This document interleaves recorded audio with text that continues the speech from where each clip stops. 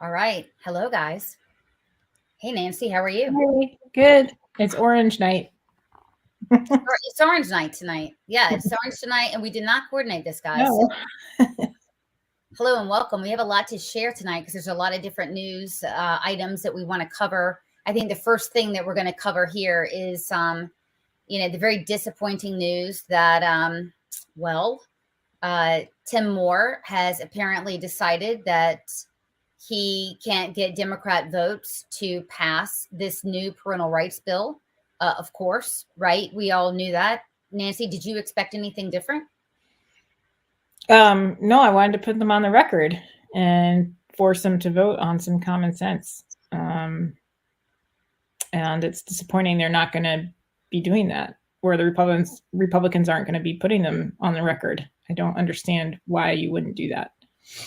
Right, exactly. So what would have happened, Nancy, is Tim Moore said he didn't have enough votes in the House to pass the bill or to override the veto.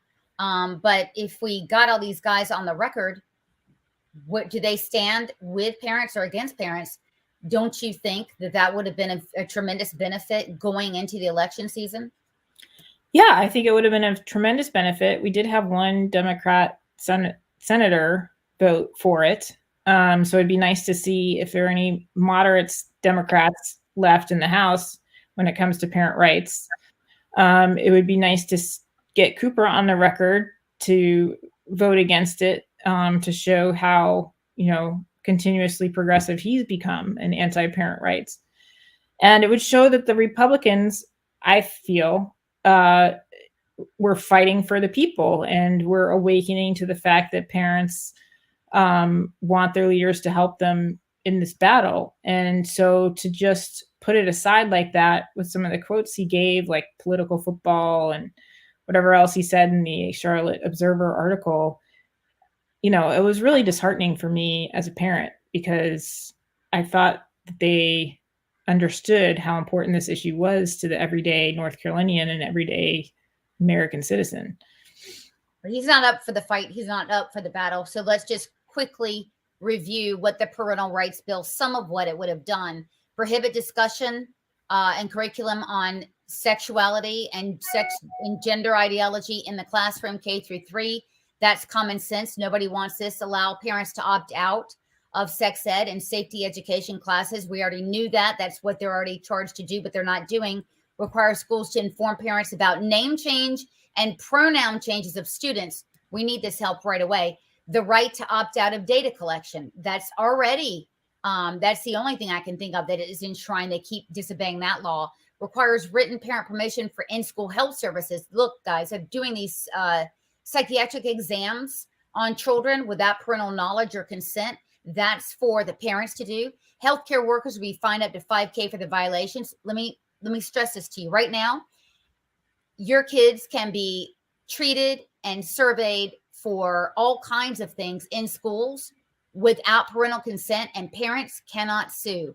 That means if the child is diagnosed and treated for something in school and they make a mistake, my interpretation of the bill now and the statute now is that nobody is held responsible. This would do that. Must notify if parents are under observation for mental health purposes. It's quite unbelievable that this is something that the Democrats are not going to have to vote against. Nancy, is he working for Democrats? I'm just it's hyperbole, but he is. This is a favor. Yeah, it totally caves to the left. They don't have to fight against it anymore. It's like giving up early. And I even wonder, based on his quotes the newspaper chose to print, I mean, and maybe they skewed it, but did he even read the bill? Because it goes so much beyond this quote unquote political football of sexuality in K-3. I mean, it is common sense that the parent should be involved. And this was just the other day. I mean, it's hardly a perfect study, as none of these studies are, but Heritage released their review of the data showing that, or implying that when parents are involved with states that mandate that parents give consent, unlike North Carolina, where the age of consent is 0, the suicide rates were less with kids who were questioning their gender and exploring medical transitioning. So it's really confusing to me why he won't stand up for parents I wonder if he even read the bill. I wonder what his priorities are. I wonder where the ranking Republicans in the state are. If they're not listening to parents, who are they listening to? I don't get it. Why, I want to see more of the Republican representatives take to the bully pulpit immediately and Mhm. say, this is why we're for this. Please, Mr. Speaker, move this across. I mean, trust, unfortunately, in the Republican Party in this state it seems to be by people on our side. It's not what it should be, given how radical the left is. Given they're unmasking themselves as wanting to groom our children and take away parental rights. So, given that, you would expect for the trust to be even higher. But we see things like this. Somebody else pointed out, yeah, I didn't move articles of impeachment against Cooper. I don't know the ins and outs of that, but that seems reasonable to be upset about that. Given that the football keeps being pulled away from us, that it's really not hard to see why. Now, look, there are 2 other bills he did not comment on. You notice it, I did, that he did not comment on voting for or against Medicaid expansion or for legalizing marijuana. But I can tell you what, if they vote for those and they don't vote for the parental rights bill, the Republican Party in this state, it's going to be done. Yeah, I am really disappointed. I think there are some good people in the legislature who do believe in this bill. I appreciate the Senate leadership for getting it passed. It's just too bad this was such a wet noodle type of decision. And if there's something that he wasn't happy with about the bill, then I would at least appreciate if he communicated that. But again, based on the comments that was reported in the Charlotte Observer, I even wondered if he had even read it, because he didn't comment at all about the fact that parents need to be notified about, these secret plans in the schools and the secret changing of pronouns and gender issues. And that's a very important aspect of the bill. And I don't think that giving parents the right to know if their kids are being surveyed or not and to give permission for that is a political football. So there you go. That's my opinion. Yeah, nothing I put up there was a political football. This is common sense protection. And by the way, guys, apparently he also said that there's other parts of our law it's already covering this stuff, right? Yeah. Protecting it. I mean, yeah, but what good is that when the law isn't being followed? This bill actually has provisions in here to where parents can sue the principals and sue school officials. They can't do that now.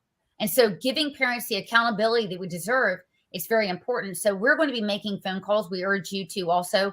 We need 1,000 phone calls to Tim Moore. I mean, Tim Moore is speaking for the entire Republican Party up in the General Assembly, and he's really not doing a good service to certainly the citizens, but I mean, anybody in the party, if you want my opinion. This is not good.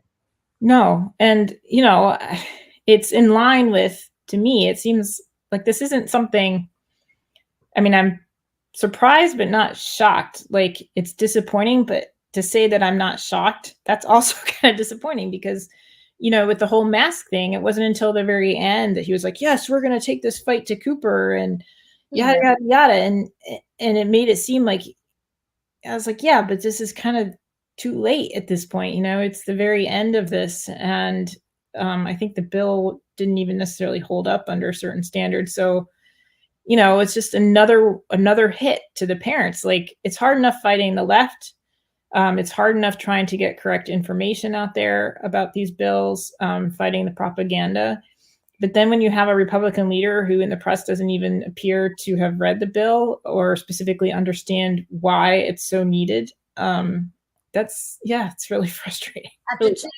After 2 years, he had this Free to Smiles thing, and they did pass it out of the House. It had absolutely no teeth. Moreover, it enshrined mask wearing as a de facto position for students. So it actually, again, was another bill that would take away the freedom of parents.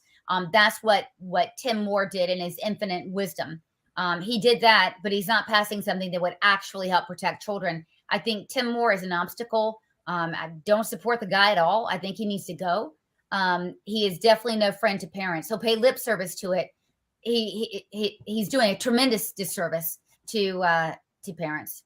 Yeah, I think there are some legislators who are working really hard within the capacity that they're able to do it, to examine these issues and try to figure out, how the law can help parents and how legislation can help parents. And it's frustrating to see some of these people, give it a go and listen to parents and try to come up with these ideas, but only have the leadership give these wet noodle, responses to the press. Oh, well, Cooper a veto. We don't have the vote. I mean, really, isn't there a spine somewhere to be found, and to push it on them and to go find the votes? And if you don't find the votes, then to put them on blast as being as parental rights, and then use that, to stand up as you go into the midterms and go into next year. I mean, it's so just uninspiring. Yeah, no, it's been a rough day around EFA today. I have to tell sorry. you. Don't want to be Debbie Downer, but And I'll just say that he knew that the Free the Smiles Act wouldn't pass either, but he did it. So he thinks that's a big deal, and then this isn't. The guy has no political savvy whatsoever. He's definitely no friend to parents. So I'll put it to you that way. I don't think he really gives a damn. His kids probably don't have to suffer under any of this, and so what does he care about the rest of us, right? He's everything that people hate in politicians that would embody Tim Moore. So that's how I feel about that, and I think many others do. And unfortunately, I think a lot of people are going to suffer for this in their races, because a lot of people on the base are like, why do we keep voting for these people? Why do we get out the vote? Why do we, give to the party and they never get back to us? And so that's what a lot of people have been calling us about, upset about, and they've just had it. So next up I have here. Oh. Uh-oh, what happened? Okay, good. Next up I have here, I think we got stuck for a minute. We have the very important story of you guys. So you're doing double duty, if you will, right? You are you're with No Left Turn in Education, doing great work there, and we're very grateful to your work, because you guys put out a press release demanding that, hey, we need to make sure that we audit the DPI. Where's all this money going? We're entering a recession, and we have $7.5 million being spent on a program to help disabled preschoolers decenter their whiteness. Yeah. Well, hopefully people remember, if not, go search back in January, the first version of the story, which, Ed first put out the press release when we found that this $7 million contract from the federal government that goes through is distributed by our state education department, the NCDPI, under Catherine Truitt, contracts with our state education department and the Frank Porter Graham Institute of UNC that looks at early child development.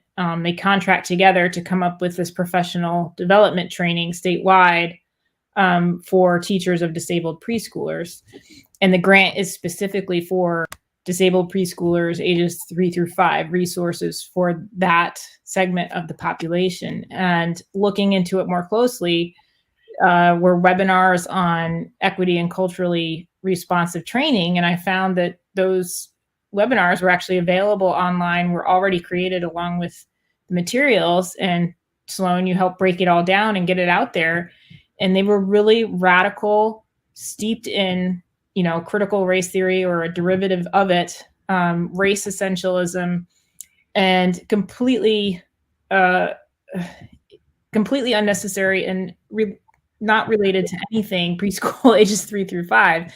The materials were laughable. There was no, even if you wanted to go there, there was no diversity of resources or counterpoints.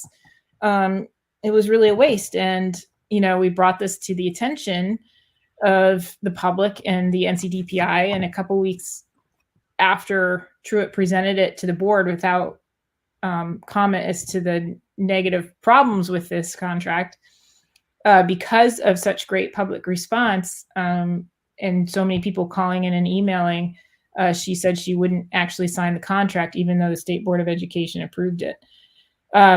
you and I, Sloan, I think we were very hopeful based on that. We were glad that she wasn't going to sign it, that she responded to public feedback. But at the same time, it was strange. It was, she promoted an article that said that this was all based on rumors, that parents were overreacting to the situation. She was merely responding. But, there wasn't really any problem here. There wasn't any proof, which was insane because we had all the slides.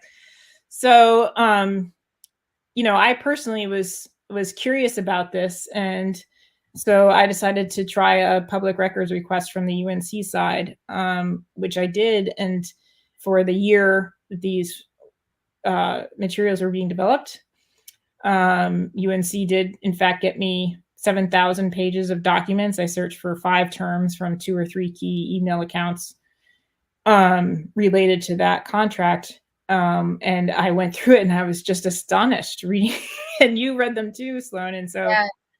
I said, these have to come out in some type of report. And so I put together this report and tried to distill it as best I can from 7,000 pages of emails to try to get the point across that these people are,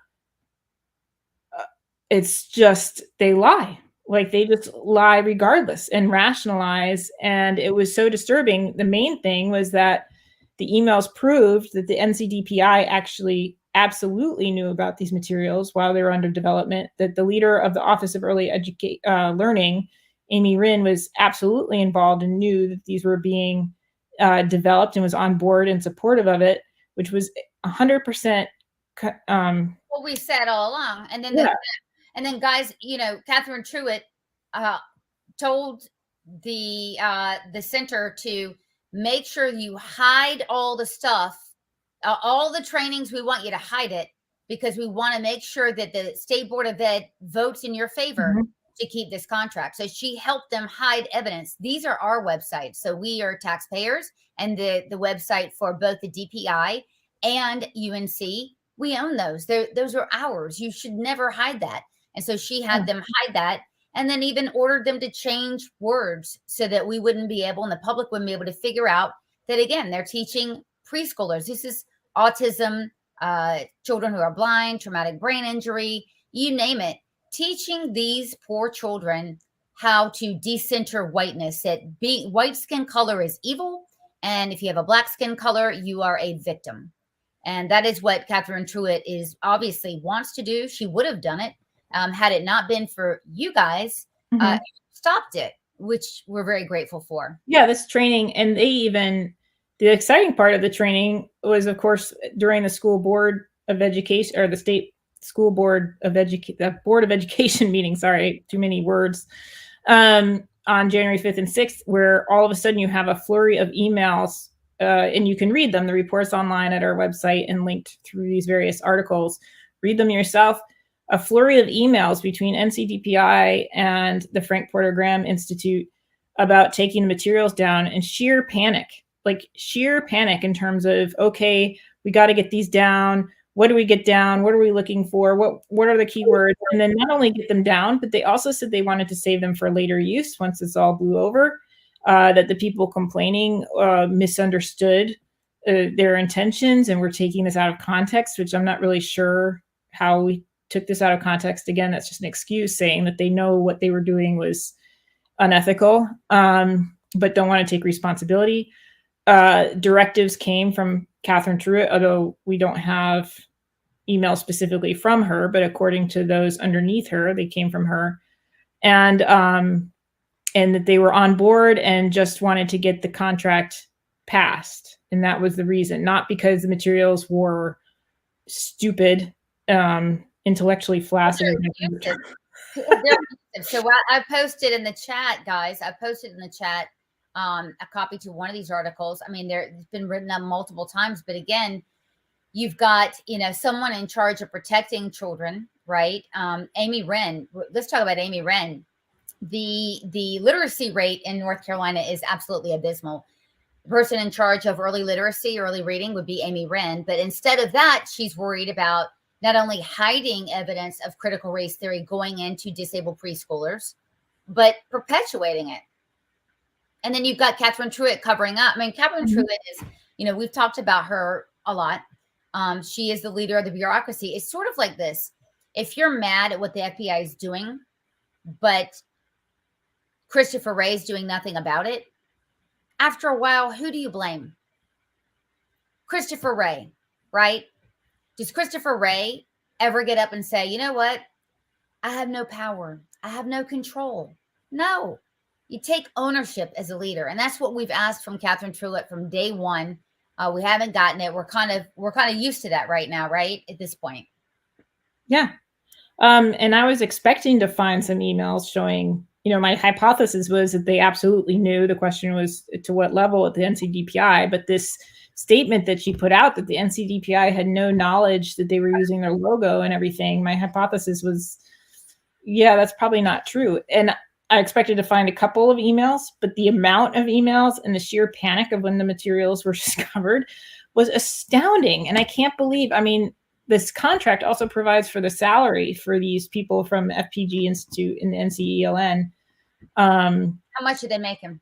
$113,000 to spend a year. And I had one person who listens to us and reads our things and whose county was affected by this training. And she went to her school board and said, see, it is here, this race essentialism. Even if you don't think so, the NCDPI will bypass the local school board and insert it. And the school board, local school board member just said something like, well, it's a one-off. And my response was, you don't spend a year of emails going back and forth between teams of people over a $7 million contract with everyone seeing these webinars. And then a year of this, and then absolute panic when it's discovered by the public with emails racing back and forth and texts. Oh my gosh, we got to take this stuff down. We got to save it for later. All the stuff, everyone's taking it out of context for a one-off. This was an intentional plan to undermine local boards if they were looking out for it, to spread it throughout the state, to use the most vulnerable population, the youngest, most vulnerable population as an excuse to do it, and to absolutely put it out there. And the worst part is Frank Porter Graham doesn't think they did anything wrong. NCBDPI was absolutely 100% involved. No one, zero people have been held accountable. And Catherine Truitt still is apparently not even recognizing that this was a problem. Right. Well, we had some EFA folks in a meeting the other night where Catherine Truitt was present, and they asked her the question, what's going on with FPG? What's the nature of this contract? What's going to happen? And she answered that this is all, there's nothing to this, and that there's just a bunch of people going after her like us for no reason. And I'm sort of like lying about her. Well, the emails don't lie. And so that means, let's see, Washington Examiner, Daily Wire, Daily Caller, Epic Times, they're all lying about her. So that's her response. That's the kind of honesty or lack of honesty that we're going to get apparently from the superintendent. Yeah, I don't know. That's part of why I put that report there, because I wanted people to read the emails and see, the materials for themselves. I culled them down. There were 7,000 pages. I got down to about 120 of the key communications. I do obviously have my own interpretations on there, which I tried to be as objective as possible, and an index on there as to what various emails show and how many emails show this and that. But just read the emails for yourself and ask yourself, why are these people getting paid six figures to go back and forth about meaningless words to try to do this under the radar and some sort of esoteric radical ideology that they don't even understand themselves, that they don't even understand the problems with it. They don't even understand the historical development of it, what it means for other nations, what it means for families who've been victims of communism. They have no concept. They're completely oblivious to the fact that there's an outside world, and they feel like they've done nothing wrong and we're paying them six figures. And our elected superintendent isn't even willing to admit it with the emails published. It's insane. Yeah. Doug, I agree. So and this is why this next story is so upsetting. So we just published a story, I think 2 days ago, about the sex ed standards. This affects everybody, you guys. It's the new health and sex ed standards are being formulated right now as we speak. They're going to try to push these standards in during this summer and before the election when people are focused on other things. We've got a woman at the very top at DPI named Ellen Essex. She will be spearheading this effort to remake the sex ed standards. Again, she is in Catherine Truitt's purview. Given that Catherine Truitt doesn't care about this stuff, and given that she'll lie, this is very important. What you're looking at now is a presentation that Ellen Essex did in 2015. This is going to shock you because you're going to see something that you've been seeing, and we've been like, where in the heck did this come from? All that. By the way, that trans positive, the inference is that every kid is trans, right? So they pick up a doll, get right to them, and grooming. That is grooming, ladies and gentlemen. And this woman's going to be putting together our stuff. This is terrifying. Let me see. Hold on before I bring you this. So she's making the case here that, look, if you don't do what we say, kids are going to kill themselves, right? Which is bunk. Gingerbread person, ding, ding, ding. Remember, we were wondering where the hell this came from. This came from DPI. Before Catherine Truitt was there, that's true. But this woman is still at DPI, able to wreak havoc. She is the one who's getting ready to write the sex ed standards. Tim Moore, if you're listening, Tim Moore, do you think we need that bill passed? Yeah. Hell yeah. We don't want this in K through 6, really. We don't want it. This is called grooming.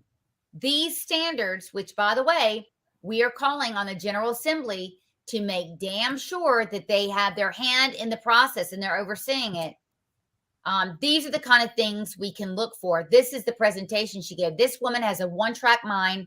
She only cares about transgender students. She only cares about grooming. She's been doing this since 2015. The last guy, Mark Johnson, took money out of her department to make sure she couldn't wreak havoc. And what did she do when Catherine Truitt came here?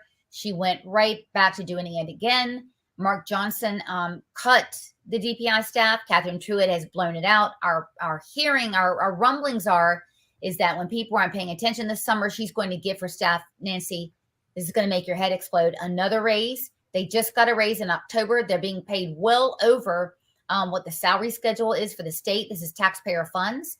Going into recession, she's going to blow out the budget. And I'm hearing, I don't know. So this is, we'll let you know. But we're hearing rumblings of them getting yet another raise. This is after reports have come out about the failed social studies standards. Reports have come out about the learning loss in North Carolina. Given the money they've gotten, they haven't done nearly enough to help our students learn. And failure after failure after failure. Nancy, it's hard to believe that she's contemplating another raise if in fact that's what's happening. Yeah, I don't understand it when you haven't held anyone accountable for any of this. I mean, the social studies glossary was plagiarized and blatantly ideological, before they quote unquote fixed it with some citations to heavily progressive websites without any counterbalance. Yeah, no oversight, no oversight there. That report came out that gave the standards an F. You have state school board members quitting because of the activist atmosphere. You have some significant figures within the NCDPI quitting and leaving. You have these the governor's school program straight from the NCDPI with the gender unicorn and insiders saying that there's a heavy radical progressive ideology there and conservative students are silenced.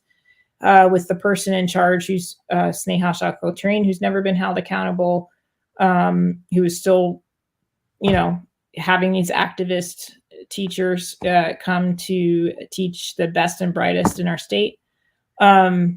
You have these contracts with preschool programs you would think you wouldn't have to look at because it's preschool and what can they do to preschool? Well, there you go. You can have them decenter their whiteness. All of this stuff is going on. The scores from the learning loss from the COVID shutdowns were worse than they expected across every single measurable category. They didn't think they'd be worse in, I think, female students and in the gifted category, but they were. And they were lower than they expected.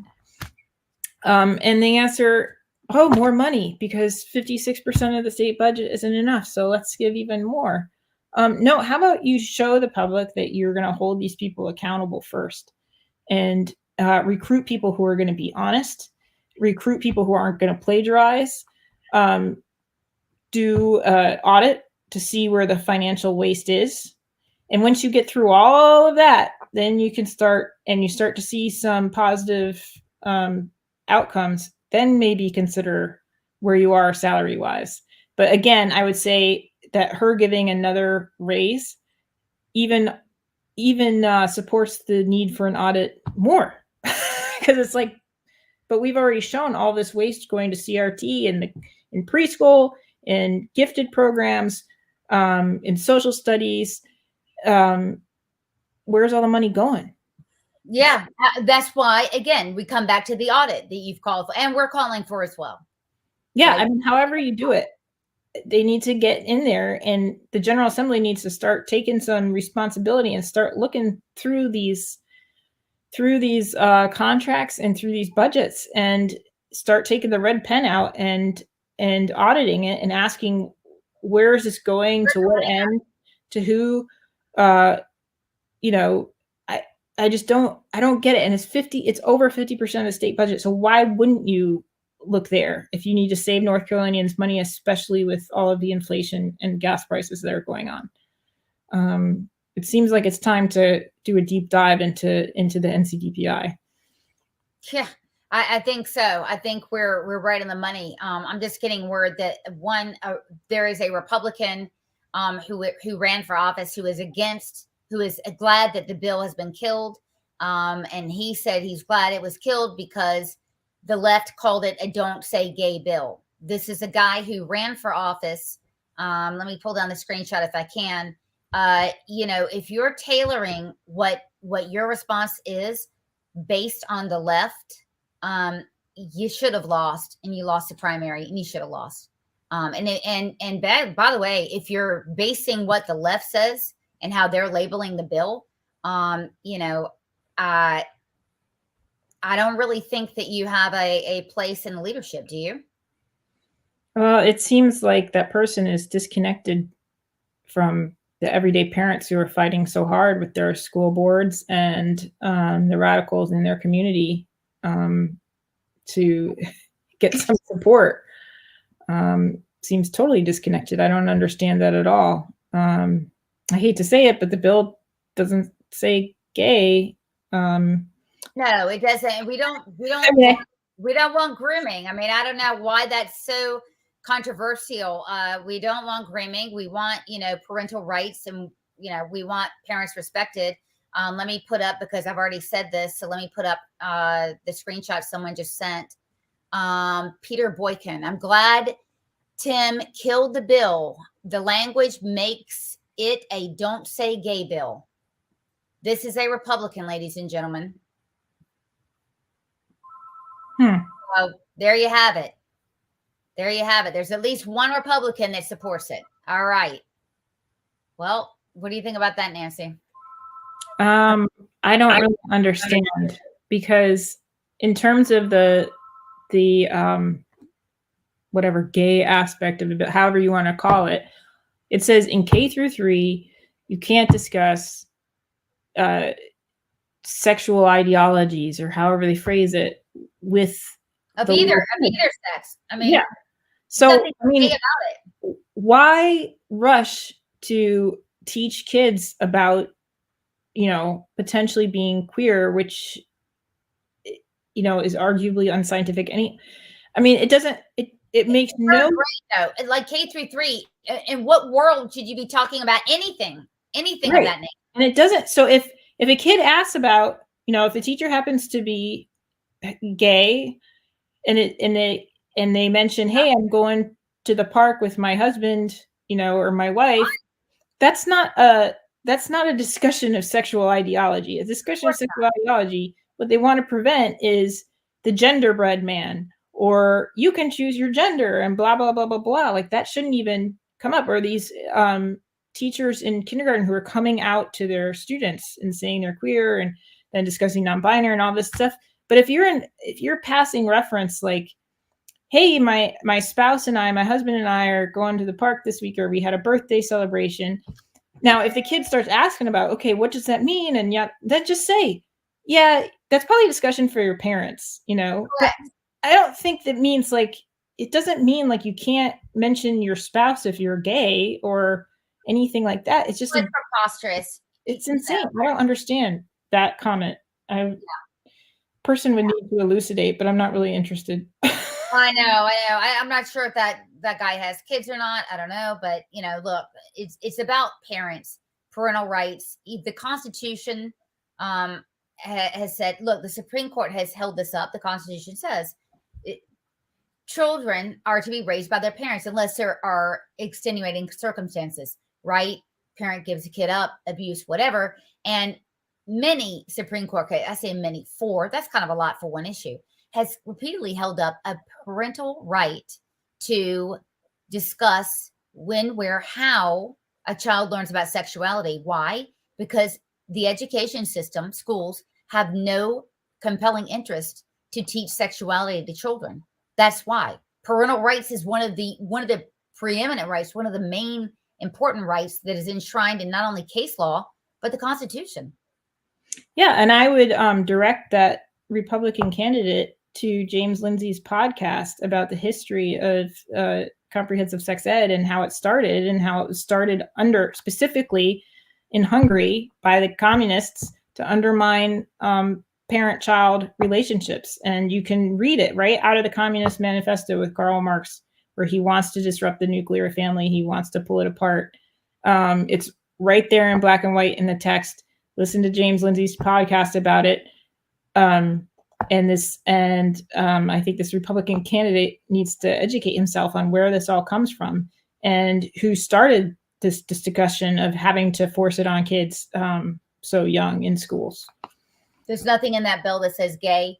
And so anyone who read the bill would know that and have an understanding. Anybody that wants to protect children would have read the bill before they made a comment like that. So this is why having primaries is important, guys, because we want to make sure, right, we have the right leaders leading us at the right time.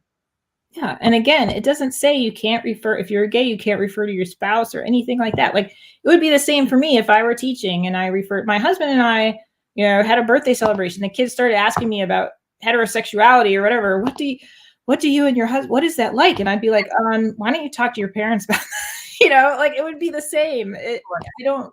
Sexuality does not belong in the classroom for young children. Everybody knows that. It doesn't matter whether, it's just common sense. Yeah.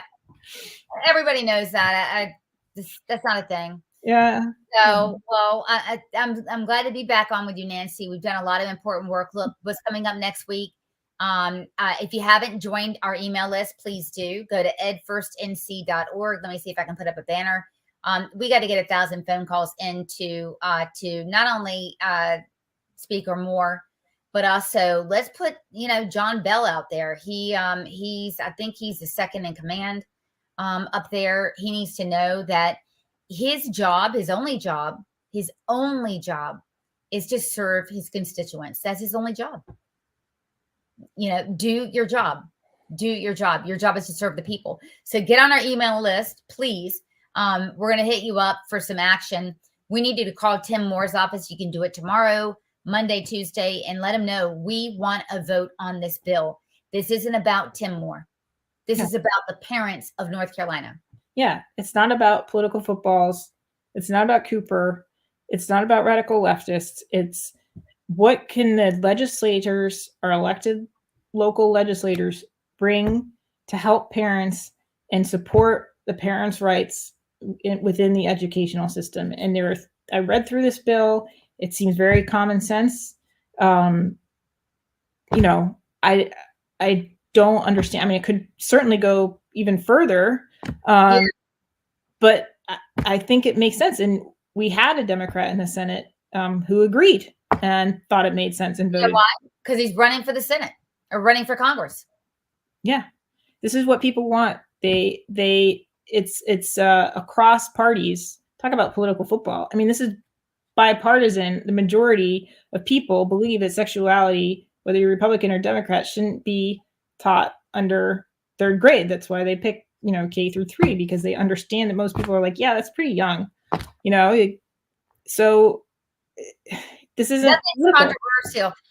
Giving parents a choice, giving parents their rights enshrined in a bill, there's nothing controversial about that. I don't know why he wouldn't make, Cooper veto it.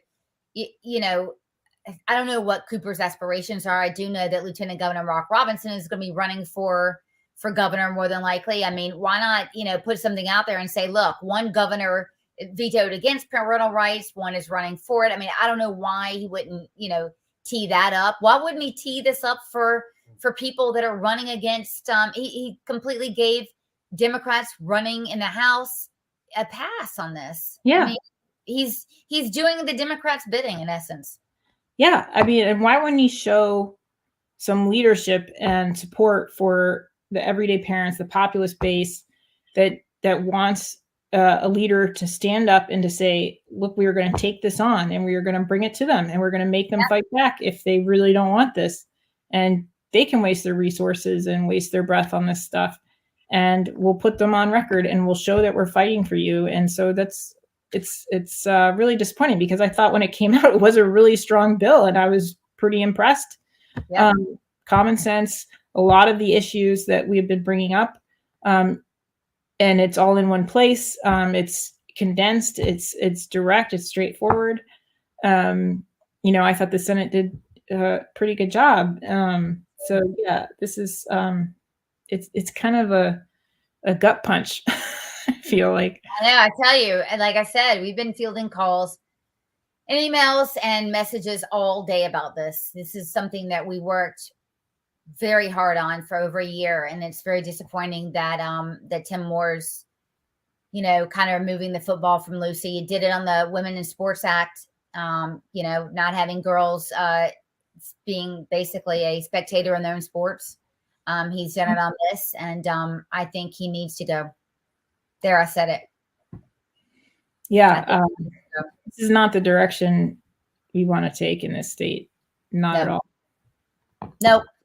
No, not at all. And he definitely he doesn't want to give us Virginia, does he? He wants to give us potentially a Georgia, where the voters, and I hope not, I hate to even say this, but their voters are like, you know what?